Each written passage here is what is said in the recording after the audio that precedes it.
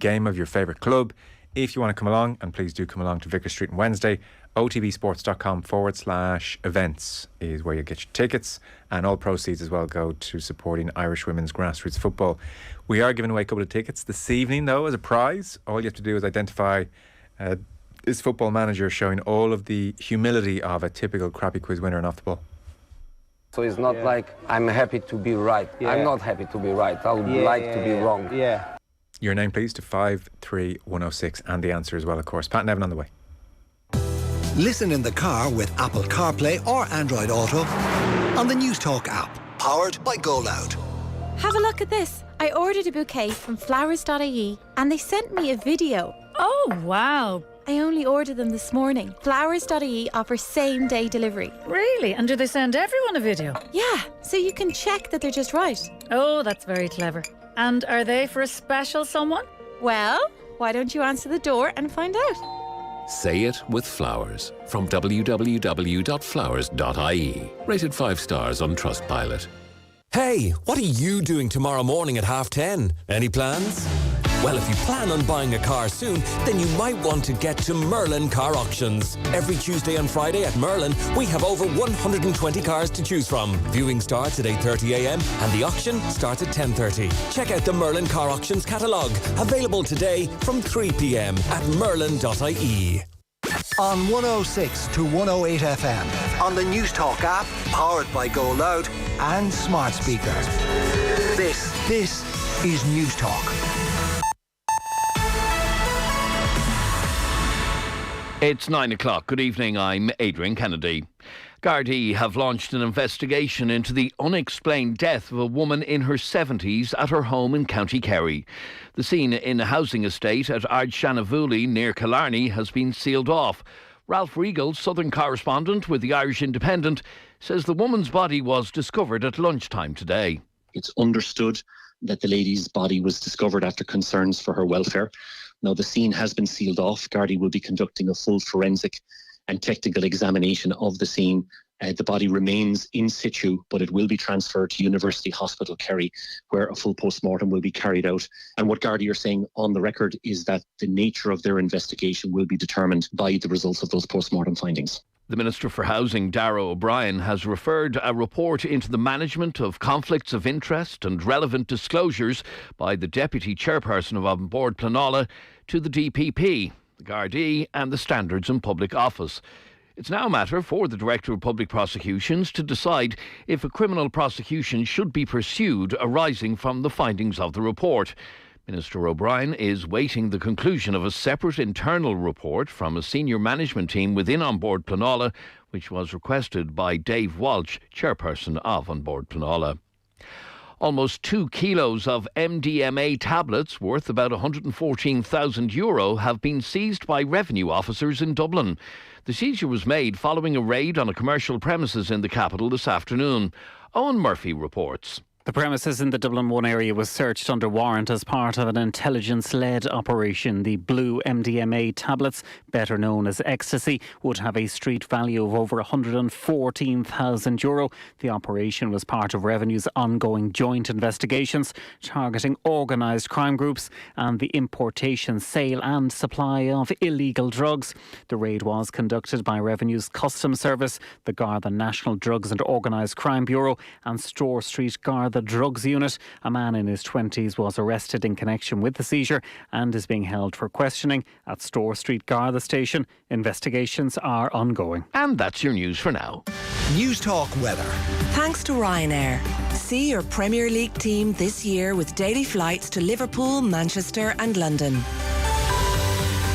Showers in the south will gradually ease this evening and tonight, leaving a dry night for most with clear spells and a few well-scattered showers. Lowest overnight temperatures 10 to 14 degrees. And now you're up to date on News Talk. Your chance to win big. News Talk Summer Cash Machine. David McGelgan from Thurles became our biggest winner and latest winner on Thursday when he picked up Barry's call, won himself a life-changing amount of money. So the cash machine's been reloaded and we're going to continue the winning, hopefully. The new number is €12,118.92. Text play to 57557. Get your entry in by 3 o'clock tomorrow And then across the goal line network of stations, Barry Dunn will make the call. If your phone rings answer within 5 rings. Tell him the exact amount in euro cents and the cash is yours. So the new number again, €12,118.92. Over 18s only, text costs €2.50. You're playing across the goal line network of stations. Terms and conditions are on newstalk.com. The Football Show on Off the Ball. With Sky. Watch every live Premier League game this season on Sky Sports, BT Sport and Premier Sports. I'm prepared to do anything I can to play for my country again. Do it then. What about your start to the game? It wasn't bad, was it? Why should there be an honest answer be a mistake? How can a modern day manager not have a mobile phone? Why should he? Oh. Now then, you're welcome along. Football Show. It is 1-0 to Crystal Palace at Anfield. 48 minutes on the clock. Second half has just started. Mr. Pat Nevin is with us. Good evening. Hello. Good evening. Hello. Can you hear me okay? Loud and clear. You watched the first half at Anfield? I did. That was a complete shocker. You know, the fact that Liverpool played really well. Didn't do much wrong, did they? Holding the ball, creating chances, missed a couple of chances. But and there was about half an hour gone and I'm thinking, you know what, Zaha, you look as if you're a little boy playing against men. Huh. And then suddenly, in the build-up to it, you know my favourite types of players? The build-up play, Eze got the ball with 2 players around him. And the ease in which he beat them makes you forget how brilliant it was. And it just destroyed 2 players with a little shimmy. He is so good at getting past players. But it was still a lot to do for Zaha, but I think he's got a wee bit of confidence now, Zaha. But Liverpool, they'll get chances, won't they? It's an absolute stick on. They'll get more chances. Because I haven't seen it in too much depth with the show here, so Liverpool fans shouldn't be looking at that scoreline thus far and adding it to the performance at Craven Cottage and thinking we've got a big problem here. Well, certainly the first half hour, I think Liverpool looked really, really good. Maybe fell off a wee bit after that, but you're not going to have all of every game. And as we speak, they've just had another absolutely amazing chance, which they've blown. So, yeah, you know, they're creating chances, and it's just in another day. They'd probably be 3 or 4-1 up. I don't think this is a poor performance.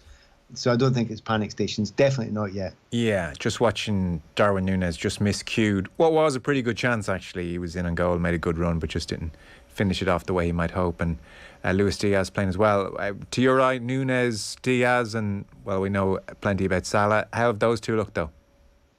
Yeah, no, absolutely fine. They're going to be good enough. It's going to be okay. Maybe the only question remains, you know, look at the Liverpool bench now.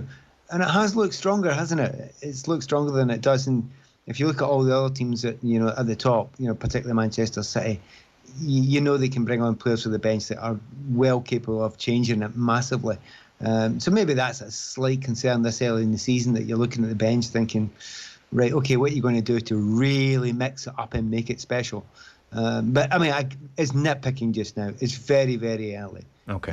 And as I say, they've created plenty of chances. And another day, certainly, Nunez scored 2, maybe 3 goals, 2 or 3 goals. They're all forwards have had chances. In fact, even Salah's had a couple of great chances as well. So, right, you know, no panics. Okay, no panics. 50 minutes on the clock at Anfield. You were at Stamford Bridge, I think?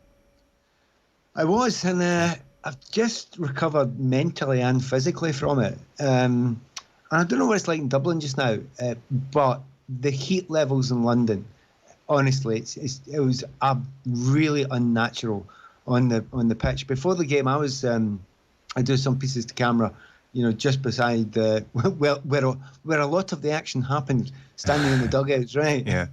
And I swear, you just stood there, had a t-shirt on, and you're basically sweating buckets, not moving, just boiling. Now, people are talking about 33, 34, 35 degrees, whatever, but there was no wind inside the stadium, and it just stayed in there. It was actually horrendous, and I'm just standing there. So the players and well, clearly the managers get a little bit heated up as well. Now, it was extraordinary, but what a brilliant, I mean, you almost can't say the phrase a great advert for the game, because the trouble that happened afterwards and the kind of little bits of nonsense that came after the game and during the game as well.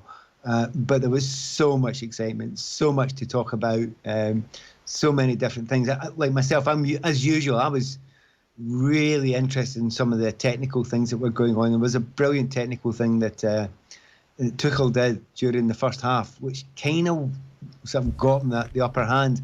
And it was he played three at the back. I don't know if it was mentioned if people were watching TV, but Reece James played right centre back. But every time Son, which he's brilliant at, drifts into the pocket, that's where he picks it up, and him and Harry Kane do brilliant together. But Reece James went with him, and basically you can't beat Reece James at the moment. No one can beat Reece James at the moment, but it leaves that gap. But Ruben Loftus-Cheek went in there, and it was actually brilliantly done. It was really, really clever. And Son and Kane just couldn't get their heads around it at all. And it took Conte a long time to figure it out, but he did eventually figure it out, and he changed it to a 4-4-2, got a little bit more space. But the tactical stuff that was going on was very, very good indeed. But there's no doubt that Chelsea were the better team by a distance. And considering how rank average they were, and they were rank average against Everton last week, I think Chelsea fans, they can now relax a wee bit. That was an aberration and possible rustiness.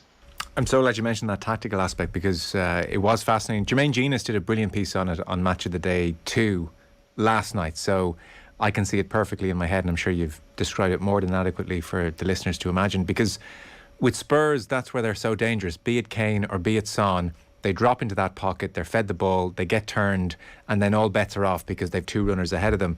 Whereas, Reece James was fearless really in going tight, and like he relished it, and he was, be it Kane or be it Son, as soon as they were fed the ball, he was snapping at them. Is he centre back in a three in the making, or will he always ultimately be a wing back or right back? Anything, doesn't matter. Whatever he wants. Really, absolutely does matter. Play him on the left and he'll be fine there as well. It's now and again you get players over the years, and can you remember that period where Paul McGrath, and if somebody ran towards him and you thought, oh well, no problem there, because you're not going to get by, because no one ever does. And there's now and again players go through phases in their career, and it can sometimes be 3, 4, 5 years, and they're just kind of unstoppable at a number of things to do. Reece James is going, he's at a period like that, it's horrible watching people come up against him, because the power's ridiculous, the pace is ridiculous, he's good technically in the ball, but he's almost dismissive. And I was talking about standing right by the dugout before the game, and Harry Kane came running past us just about half an hour before the start of the game. Yeah. And when you stand beside Kane, I hadn't realised really how big he is. Remember, he used to be a little bit puppy fat, but no, he is built now. He's seriously built, and he's about 6'3", whatever. But he looks great. Honestly, he just bounced off Reece James time and again, and that's nothing against Harry. That's the fact that James was very, very special. But I think Chelsea, if they're going to do anything and stay in that top four, get to that top four this season, they can't keep James there. They need to get another centre back in. Okay. They tried it against Everton when they put Azpilicueta, but with Azpilicueta, for all the great things he gives you, with the lack of pace there and the lack of pace with Silva, good teams will do you. The best teams will do you. So they need some more pace in there. They'll no doubt get somebody. But they had a good day. I don't think Spurs had their best day, but well, very, very unlike Spurs in the past. They fought and they battled and they chased, and they got something out of it. But I didn't think they played brilliantly. No, and so Richarlison coming on in 57 minutes, as you referenced, just by dint of having an extra body up there, it seemed to add a degree of confusion, and it was like, well, Reece James can't close down too, and so suddenly, wow, Spurs were moving all of a sudden. This was, we're talking about top managers making brilliant decisions, and Conte identified that this was the shrewd move. The shrewd move, but the other thing is taking a chance. Conte doesn't like that. Right. Over the years, Conte likes 3-4-3. He wants 3 at the back, and if he goes away from it, it's because he has to, not because he wants to. They were getting beat 1-0. It could have been much, much more than that. He had to adapt it. And yeah, it worked for them, but I was doing a co-com during it, and I said, that's all very well, but there'll be gaps now. Okay. And, and Sterling was getting gaps. And of course, Chelsea did score. And when they did score to make it 2-1, that was a hell of a lot of space. I mean, that was a mountain of space that Reece James found himself in. So, yeah, you're right. They take chances. They know when to take chances. They didn't seem to panic particularly early, both managers. They left that to quite late when they were having a go at each other. But it was, just all the way through it, the tactical side of it, the the other side of it, where you're seeing like players playing good technical football, some of the 1-2 stuff that Cucurella, typical, by the way, hand up, right away, hand up. I thought he was all right as a player. I'd seen him a bit down at Brighton. I thought he was okay. I've seen him a game and a half now, and I will not be surprised if he's Chelsea's Player of the Year this year. He's that good. He looked good. And he's everything about that guy. And it's typical. You get a little bit myopic. I tried to look around all the teams, and I did like him as a player. And then you look at him closely, really closely, and you think, oh my God, he's got everything. And he's got, like, attack-wise, defence-wise, passes the ball like the best Barcelona players you've ever seen. I mean, really, really special player, that lad. By the way, in case people think I don't care about Brighton, did you see, we'll go into it in a minute, did you see Brighton's winger at the weekend, Matomo? Go on. Oh, you got to see Matomo. Hey, really, this is, he's only played about half an hour. I want to watch this. I want to watch this guy all the time. This is really, really quite special. I've not seen, this Liverpool game's just taken off. Red card. Definite red card for Darwin Nunez. Not even a question mark. Definite red card. 100%. He's got a little shove in the back. He's been shoved in the back. He's turned around. He's just nutted him. It's like a headbutt with the back of his head. Oh no, I've seen the actual headbutt now. The follow up. Oh, he's nutted him. Yeah, that's not even a question. Initially, he threw his head back, and then after the play finished, the defender went back to him as if to say, "You tried to throw your head into the back of me," and so he gave him the front of his head. Update, Liverpool fans, time to worry now. Okay, time to be concerned for this game, because you always thought they were going to get back in and create lots more chances. You're down to 10 men, your striker's off. Very noticeable when he's going off that. No excuses whatsoever. Klopp's just blanked him. He's walked half a foot past Klopp. He's utterly blanked him. He's absolutely fuming with him. It's madness. He's actually tried to, you're right, he's tried to headbutt him once, and then he's basically made sure he's made up for it. It's like he tried to headbutt him with the back of his head, and then the play finished, and the defender says, "You just tried to headbutt me," so he headbutts him. Honestly, that's... Do you know, we're talking about we're just about to talk about the madness that's going on at Stamford Bridge with, obviously, the two managers, Tuchel and Antonio Conte. That's handbags, isn't it? That's absolute handbags in comparison to what Darwin's just done there. That's extraordinary. When's the last time you actually see it?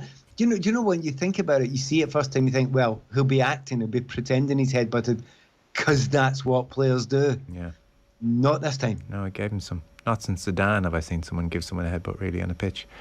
That's that's bad. That's really concerning, considering what I was saying about the bench, and you have got a number of players injured as well. So that is now quite a concern for Liverpool over the next couple of weeks, and certainly they've got just over half an hour to go. They're not really in a position to say to Man City, here, take a 4-point lead, I'm quite staggered by that. Not staggered until that, because they were playing well and they were holding the ball.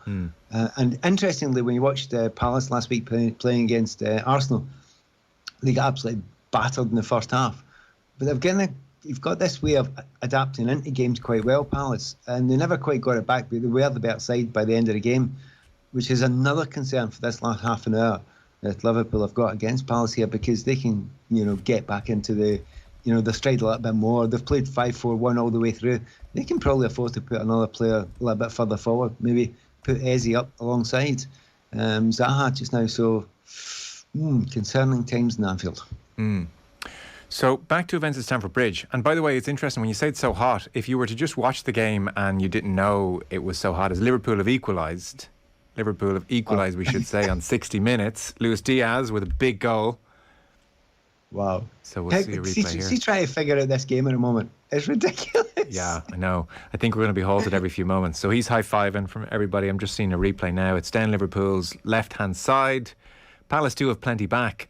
And Diaz goes through a few of them. Oh, this is Pat Nevin-esque. And the finish, beautiful, on his right foot, curls it into the far corner. He goes by several, and none of them can quite get a foot in. Beautiful goal. I mean, his balance is absolutely stunning, isn't it? I did say it was Pat Nevin-esque, I've tried to blank it slightly.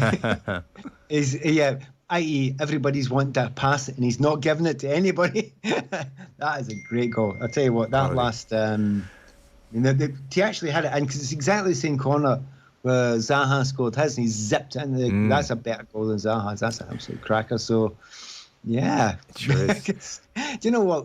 It's so early in the season, but there's been so many kind of fairly extraordinary games already, and you just think it is going to carry on now. It's fabulous at the moment. I know, it's but they needed that quickly.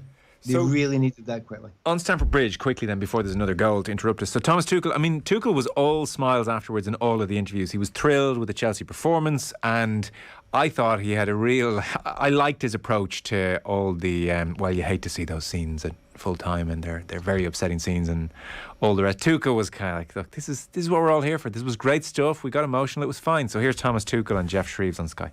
Thomas, an awful lot to ask you about. Let's start with the straight red card at the end. What happened? Well, I thought when you shake hands, we look into each other's eyes, and Antonio had a different opinion, so it was emotional. He was happy when he equalized. I was then got a bit heated, but nothing big, and I don't know. We both got a red card. Straight red. Yeah, I think it was not necessary, but a lot of things were not necessary. So another poor decision from the ref today. You'd clashed earlier on in the game. What was the problem between you on the goal? No problem. You clashed and you were both booked beforehand, so there was a problem there. Yeah, no problem. That mean you don't want to talk about that one? No problem. No problem. It's emotional. It's football. You like it. Just don't need comments now and heat it up and heat it up. Just look at it. It's the game. It's Premier League. You love it, no? And we love it. And we're emotional coaches at the sideline. That's it. There's a lot of needle between these two teams, isn't there? There's bad feeling. Yeah, okay, guys, be honest. You report for days and days and days about this, how big a derby is this, and how long did they not win here? So you're in the middle of it, no? So you cannot be surprised when then it's an emotional game. I mean, it's Tottenham at Chelsea, and that's what it is. It was, I thought, like just a very mature reaction to his immaturity on the pitch, which is the best kind of way to do it. Like, we're all loving this, guys. Come on. I know. I've got this thing, and I've always had it. You know, some people go absolutely mad at certain things because you have to kind of sell it. Or lots of people feel you have to kind of sell things that go on. Within the game, they probably walked down the tunnel and couldn't give a stuff about it afterwards. No. You know, it really isn't that big a deal within the game. Now, a lot of people will say, and understandably, but watch the kids, you know, how the effect it's going to have on them. You know, they weren't barring lumps out at each other. They weren't punching each other. They weren't, dare I say it, headbutting each other. Which, you know, it really was handbags in comparison to anything else. And the other thing to say is, and I do try and remember, you know, I've been in positions where I've been very close to managers and knowing that the pressures that they're feeling, and then you add everything on top of it, what was happening on the day. Yeah, they can get emotional. Have a look at almost any of them.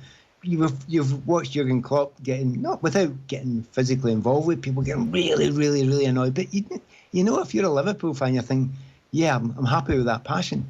And they're all the same. And the ones that aren't like that ever, you know, you think, well, who was never like that? And that you think someone like maybe Arsene Wenger.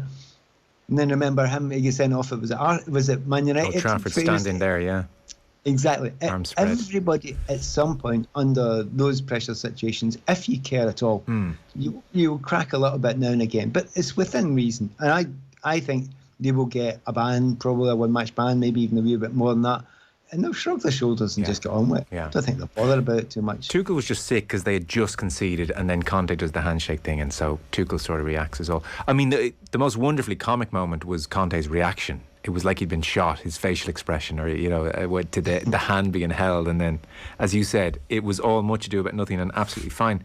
I suppose the burning question then is of Spurs. We sort of know where Chelsea are, and they want to bring in some more players, and maybe the squad's a bit thin. But on Spurs, there's been so much talk about what a good summer they've had and what Conte has imbued them with, and a fighting spirit and a grit. See, these things, the post-match here is defined by very small moments. So let's assume for a second Harry Kane's header in the last moment goes just wide. Then it's very tempting to sit here and go, same old Spurs. As it happened, Kane's header went in. So now there's a temptation to say, this shows Spurs are made of sterner stuff. Just parking those decisive moments for a second, just in the general flow of the game, as you watch the 90 minutes, did you look at that and see a Spurs side? Because looked most like Chelsea were really on top. You couldn't say, God, Spurs have really closed the gap on Chelsea, or did you see things? No, oddly enough, before the game, like most people that were watching with Chelsea blue eyes, were thinking quietly to themselves, if we sneak a point here, we've done well. Right. That's how worried Chelsea were. So Chelsea actually just overperformed too. I think that's one of the best performances they've had a long, long time. The reason why Tuchel was really happy is because he's been worried sick all the way through pre-season. They have looked so quiet. They've looked so unenthusiastic. There's been no bite to their game.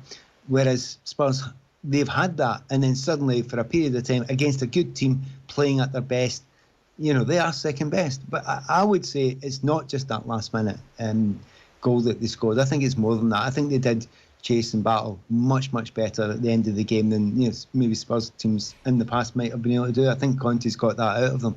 So I think there's positives to be taken out of it. Remember, if you're Spurs, at the end of the day, if you play away at Man City and get a point, if you play away at Liverpool and get a point, if you play away at Chelsea and get a point, you've done well. And it doesn't matter where you are in the league, you've done well. So I think that's a good position they've got themselves in. Second best, but kept on going. And it wasn't just for the last minute. It was maybe since the change of personnel and the change of tactics when it went to 4-4-2. And it was really nice to see that. Some players didn't. Kulusevski didn't play anywhere near his best.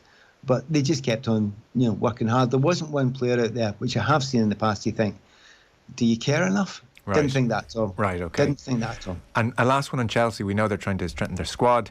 So the Havertz, Sterling, Mount trio has a bit about them for sure. The point was made by Manny that they lacked a centre forward yesterday. Is that true? And if so, is Aubameyang, for instance, the answer? If I was Todd Bowley, I would be looking at centre-back long before centre-forward. Okay. I think they'll create lots and lots of chances. Chelsea keep on putting enough balls in from the left when they've now got Cucurella working very well, incredibly well with Mason Mount. And on the right, with Reece James there. And I don't know if Ruben Loftus-Cheek will be able to play at that level every week, but they're dangerous. You put good quality balls in and hold the ball well and have that amount of creation and that amount of bite. Sterling will score enough. Havertz will score enough. Some of the midfielders will come in. If they could get centre forward and you get one that doesn't work to that level, just as Lukaku didn't, you then upset the apple cart. Okay. Then you ruin it. And so I sound really quite evasive about it. They might well get somebody like that, but I'd rather they didn't get someone who, unless he's going to absolutely buy into it. And it's back to that. We talked last year about, I wasn't convinced that Ronaldo was a great player to keep on at Manchester United, which sounds daft with the amount of goals that he scored. But from the front, if you're not chasing in this league, you will not be very successful. It's amazing how that's just the way it is now. Every single team, bar a handful, obviously, will come to them. Koulibaly, that's quite the volley. Spurs criticised for their zonal marking and not reading the room and adapting to the picture. But regardless, that was a very tasty finish. I mean, take a bit. I promise you, he'd had a shot about 5 minutes before. Yeah. And on the co-commentary, I said, well, one thing we can say about him, his tackling's great, but he's not going to be top goal scorer for Chelsea this season. He's not, 5 minutes later. Yeah, he's not the smoothest on the ball. No, he's not. I actually read a couple of the newspapers today saying, they've forgotten about Rudiger. Look, he's kind of Rudiger-esque with his tackling. He's got that physicality. You don't want him playing out with the ball that often. No. He's nowhere near the quality of the others. I had one one journalist saying he thought he was very smooth in the ball, and I think it was definitely the last thing I thought. So he's not got that. But if you've got Thiago Silva around you, it kind of doesn't matter as much. Brilliant start for him. And it's one of those ones, see if you score a goal like that, and it's against Spurs and it's Chelsea, in 30 years' time, they'll still be talking about it. It's great when you do that in your first game, isn't it? Isn't there a danger? I'm thinking, I always remember Manchester United played Ajax in the 2017 Europa League final, Jose Mourinho, and Ajax had one central defender who was abysmally unsmooth on the ball, and they marked everybody else, the Thiago Silva types next to him, and let him try and do his thing, and it was Ajax's undoing. I presume other teams will now say, right, Koulibaly, you take the ball out and we'll go from there. That's going to be what Chelsea will face. They should do that. That is the oldest trick in the book. I mean, that's ancient stuff. That's right. And in times gone past, there always was one centre back who basically couldn't play, and just give him the ball, and give you back. And whether it means hoofing it up or trying to play a ball through the middle that he's not capable of. So teams definitely will do that. What they need to do is make sure that the players in the midfield are always available for it, and always giving them angles. Don't put him in a position where he's in danger, because he will definitely get caught. So you're absolutely right. Teams will do that. Last one on this game. I wouldn't usually pay too much attention to a refereeing performance, but Anthony Taylor with Mike Dean on VAR. Here's just a list for you. I do think Thomas Tuchel and Chelsea have genuine reason here to be aggrieved. I thought it was desperately poor in several instances. In the build-up to the goal, the Højbjerg equaliser, the tackle on Havertz, I thought absolutely was just a clear free. It was 44 seconds before the goal, so VAR didn't intervene. On the Richarlison offside, Richarlison's presence forces Mendy to lean to the left to see the ball. So by definition, that's interfering. Mendy's not going to lean that way if Richarlison's not there. And then as for the Romero Cucurella pulling his hair and that not being a red card on VAR, bizarre to all, I would say. I think Chelsea have a real cause here.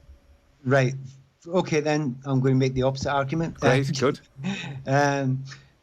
It felt like that at the time, but then you do see the tackle on Havertz that you talk about. There was a touch in the ball, so there's an argument that you can let that play on. So that's number one. Did he get that? So there's that argument. They got the one. Richarlison was wrong. He was offside and he was interfering. They got that wrong. But is that the referee that's to see that, or is that VAR? For me, that's VAR. Agree. The referee can't be everywhere. So the VAR's made a mistake. So I'm not digging up the referee in that one. I'm digging up the VAR. The very interesting one about the hair pulling, that one really got me, because if he sees it, he should, I think, give a red card. But if he's not seen it, and by the way, I've seen some frozen pictures, and if he should be able to see it because it's right in front of him, but he might be watching the ball, the referee, right? So let's just give him the benefit of the doubt. He hasn't seen it, okay? This is the rules as far as I understand them. He's already on a yellow card, so VAR will look at it. Is it a definite 100% complete red card? Yes. The answer is, I would say it's a red card, but others would say, no, it's a yellow, it's a heavy yellow. I saw Dermot Gallagher on Sky Sports this morning. He says that is a red card, pulling someone's hair. And I would agree. I mean, I've written a piece about it for somewhere I write for tomorrow, and I've said, look, there's certain things in the game, like, when Suarez was biting people, and pulling hairs. It's just the one that we get. You don't do it. It's not like pulling a shirt. It's an assault on your person, even though it's pulling your hair. So we all get it. That it should be a red card. But I don't see where it's written in the rules. No, okay. You know what I mean? Yeah. So you could almost say to the VAR people, right, the referee's not seen it. You've seen it now. They might think to themselves, well, it's a kind of hard yellow. You're not allowed to give that in VAR, are you? No, you has can to be only a red. give red. Has to be red. Yeah. Has to be a red. That's, by the way, note I am being devil's advocate here, Sure. right? And that's the only thinking that in the heat of the moment they made that error. But I still think it's an error, and I'm thinking every day of the week if you pull somebody's hair. And there was a moment when the camera went on him afterwards, Romero, when he was walking away, and it was almost a smirk that he had in his face. And that's what makes you sick if you're, say, a Chelsea fan or a football fan who loses a goal like that.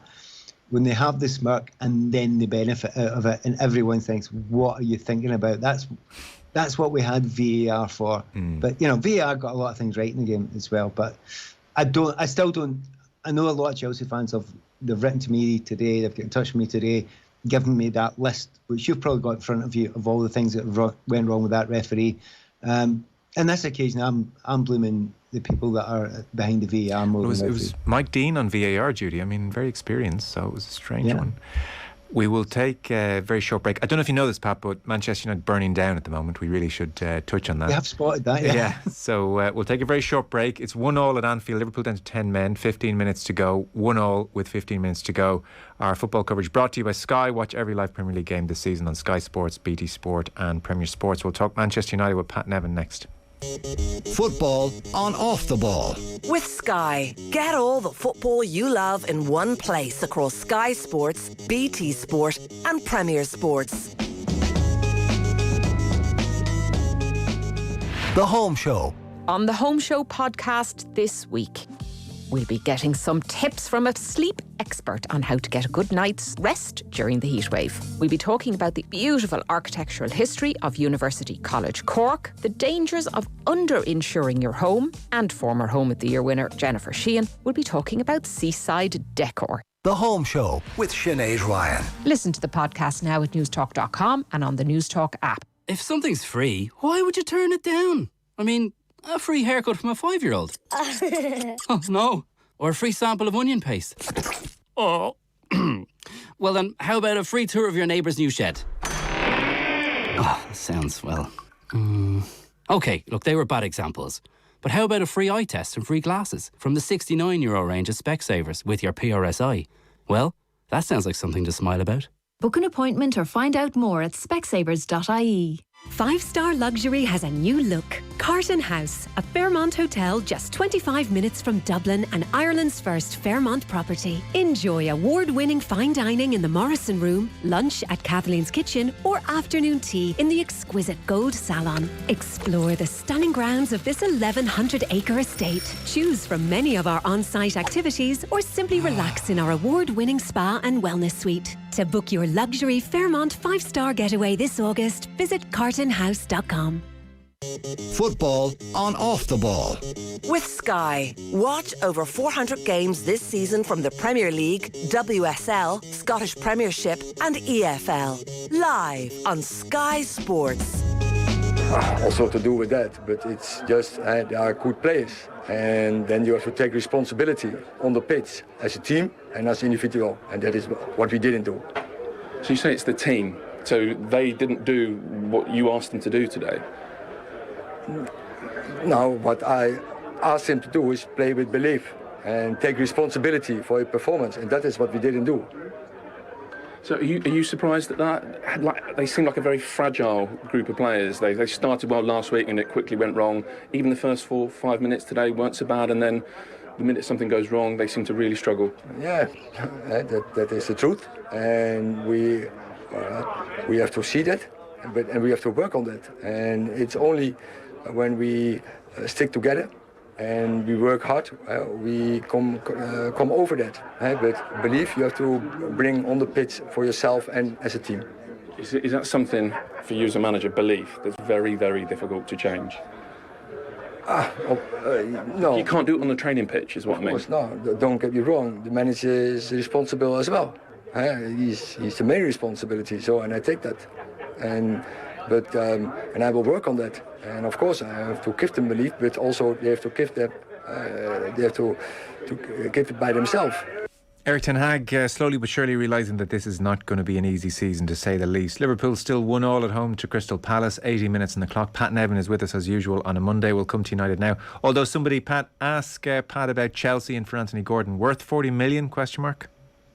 Well, I didn't think Cucurella was worth 60 million, and I've watched him and I'm thinking, if you get 10 years out of him, yeah. Anthony Gordon, it's again, Chelsea have got a lot of players in that position, but I think the one thing they really want to get is, the Ziyech thing where they can be creative from that area, from that more central area.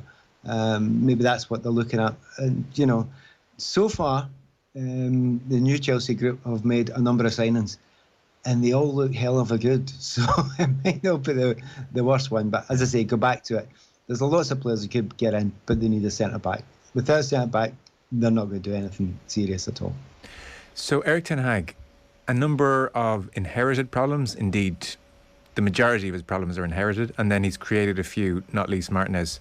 One of the inherited problems, Danny Murphy in the Mail on Sunday was suggesting that actually David De Gea's footballing abilities are incompatible with what ten Hag's going to want to do. I guess we saw a glimpse of that for the second goal. What's your read on De Gea, and can he suddenly become a footballing goalkeeper at this stage in his career? It's kind of hard to. Number one, I'd like to say the ball that was played in to Eriksen and Eriksen miscontrolled. For me, that's not De Gea's fault. That's the ball he's been asked to play. It was perfectly fine. And Eriksen had a man on him, yeah. But in the modern game, every team will do that now. They'll play it into that area, and you'll expect the player that's coming towards it, and especially Eriksen, to be able to cope with that and be able to find his full back. And that's part of the deal. You have to play in tight situations. But no, De Gea's not great at it. But I think it was easy to... I think Christian, because of a variety of reasons that we all know, he got let away with that one. That was Eriksen's mistake. Wow, that's so interesting, because you're pretty much the first person I've heard say that. And my instinct, for instance, very much as a layman, was this was a case of De Gea feeling wedded to a new manager's instructions and feeling, I'm going against my better instincts here, but this is what I've been told to do, so I'm just going to do it. And in that instance, I appreciate in the main he has to follow instructions and go short to Eriksen. But in that instance, with Brentford pressed high on every single player, there was just very little for Eriksen to be able to do, be it turn his man, which is risky in that situation, or even playing the pass to another United defender who was also pressed. I just thought, like, De Gea, take some responsibility and read the situation and just clip it long, and if you lose the ball, you lose the ball. So you're saying you'd press pause, you'd still say play that pass. I would say if that's what you were going to do in the future and that's how you're going to play, you have to keep on doing it. And the reason being, I've got all the way back, and I've said it to you before, I'm sure, Manchester City. When Stones was doing it and getting caught out, and they were doing it from the back, they were getting caught out, and everyone was saying, oh, you got to hit it long, and I'm the only one shouting, no, you don't. That's how you're going to play it. You keep on playing it. Chelsea lost a goal. Was Jorginho got caught in the ball, and everyone's saying they should have lumped it. Chelsea played out for that position about 10, 15 times in that game, and we'll do that many, many more times. And that's how you destroy high presses. That's how you do it. Particularly, actually, for Manchester United. De Gea hits the ball up long. In all seriousness, these look as if anybody up front is going to be able to hold it. Oh, no, you're accepting you're losing the ball. Exactly, you are. And it's... In my time, it's about not maturing, but growing with the game and understanding. If you're going to play that way where, okay, you're under a wee bit of pressure, lump it, don't take a chance. That's what we're basically going back to that now. Now, it's kind of works. I watched Crystal Palace done that for 45 minutes today, and they were 1-0 up at half time. They did it. Look, there's nothing wrong with it. But if your methodology is, we're going to build something here over a period of time, and it's going to take a while. There's no point in saying, right, do it 99% of the time, but don't do it 1% of the time. But you have to know when that 1% is. And goalkeepers are the worst. They don't. Why should they know that? They don't know that. They need to learn it. And the only way you learn things is to keep on doing it and learning it. But I would go back to that. It's not... De Gea put his hand up. He made mistakes, and certainly the first goal was a terrible mistake as well. Eriksen should have held that ball. Not held it. He should have played it first time. He tried to play it first time. He fluffed it. He absolutely fluffed it. There was nothing wrong with it. There was no bobble. He should have fluffed it. But if you're going to play that game, you always have to go back to the point, have you got good enough players who can play it? I'm not convinced Maguire's great at it. I'm not convinced all the Manchester United midfielders. I don't think you want Fred getting the ball in that position. No. But who do you want to get? So he's trying to play a game that I'm not convinced that group are going to be good enough at. But he certainly doesn't want to go the other direction, which is lump it up forward, because that's not going to work for them either. He's caught between a rock and a hard place. I think it's pretty hard on De Gea, because you're giving your orders on how to play, and if you don't play, you're stuffed. No, it's a really interesting viewpoint, and I'd bow to your knowledge, of course. What about the argument that, like, it's just a point? No, but like you've obviously we did. One of us knows a lot more about football than the other here. But are there not certain instances where Brentford are just so well positioned to press? Like, there's, it's been slow getting the ball from a kick out. The ball boy's not giving it to De Gea. It's giving Brentford a real chance to look around and say, right, this is our full court press. Whereas there'll be other instances, and in that instance, I would say, we've got to be sensible here. We just have to go long. Whereas there will be other instances where, whatever way the play develops, they won't be in a position to be fully pressed up and perfectly poised. I would have said at that time, that's the 0.1% that you're talking about, where De Gea has to recognise they've got a full court press here. This is just not on. I'll be honest with you, if I would have been the goalkeeper in goal there, and I would have been with that situation in front of me, with the pressing that had been done, with the lack of energy that my own team and lack of confidence in my own team, I'd have lumped it, right? I'll be honest with you. I'd have lumped it, right? And I'm just putting my hand up. I would have done that, because I worry about the manager having a dig at me later, because I'll argue back saying, look, those lads aren't up to it at the moment. Yeah. And the Man United lads aren't up to it at the moment. But is De Gea really in a position to do that? I don't know if he is, because the manager's probably all the way through, his background is to play a certain way, and you can see what it is. It's quite obvious what it is. It's just clear that there's not enough energy, possibly even ability. There certainly isn't enough group ethic, miles away from that, to be able to do it against the Premier League now, which you said in your first sentence to me there. It's amazing how many teams are doing it now. Doing it so well. Fantastically well. Yeah. Fantastically well. It's hard. Do United have a starting 11 that could work? There's been talk for Martinez into midfield, this kind of stuff. Eriksen, where's he going to play, is obviously now a question mark, etc. Do they have? Can Ten Hag look at the collection of players he has and actually muster together an 11 that has a bit of balance? Is it there? To be a top 4 team, I don't think so. I really don't think there is. Right. No, they can be, a good team. They've got some good players and all the rest of it. But I think they seem a wee bit. Certainly, they're miles away from City. They're miles away from Liverpool. If Chelsea play the way they did at the weekend, they're not close to Chelsea either. So there's very few, teams left. It's between themselves once again. And but Spurs looked as if they had more energy. Arsenal looked as if they had more energy. And there's just a lot of teams out there that will go and play at a higher tempo than they seem capable of doing. Yeah. I mean, Bruno Fernandes is a wonderful player, but he can't play that way. Cristiano Ronaldo can't play that way. Rashford will no longer play that way. They just won't do it. Yeah. So you're already, you can't do it with 10 men, but you're already down to about 7 asking to do that. And by the way, one guy who can do it is Eriksen, oddly enough. He can play that tempo, which is staggering. He can do that. Right. But he's got nowhere near enough around him. And it's a monstrous job. It's a massive rebuild, but maybe it started. They got rid of a lot during the summer there. He will over a period of time if he's given 2 years. But I think it looks like a minimum 2-year job. Minimum 2-year job. Will he be given that? I would be shocked if he is. Would you? Can you see it? I can't. Why? It's just with the ownership the way they are. Yeah. He needs to sort something like whatever. Like he's got to be culpable for some of these results to some extent. Like you just can't lose 4-0 to Brentford. Yeah, and do that, and then bring somebody else in. They'll get beat 4-0 by somebody else. And keep on doing it. I just don't think. Somebody said something. I can't remember who said it the other day. So I was talking to them, and they said, knowing how the structure of a club works, the whole thing works as a unit, as a whole thing. So that.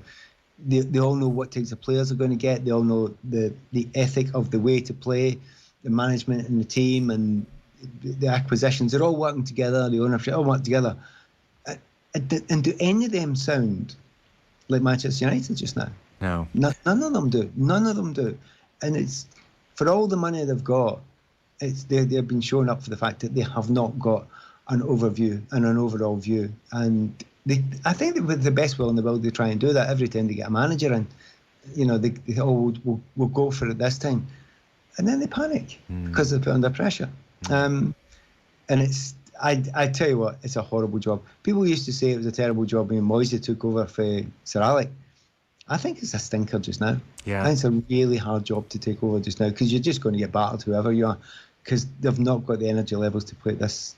And by the way, if you're unbelievably brilliant, you might not have to play with that high tempo. I still think you probably would have to, but you might get away with it. But they're not that talented, not as a whole group. Right. Yeah, I don't even know where he starts, really. Like, even in midfield, we've had several years under different managers of, if you have Pogba, you have to have someone defensive or you have to have 2 with them, and then it's now migrated into Fred and McTominay, and Ten Hag seems to have lost faith in that day one.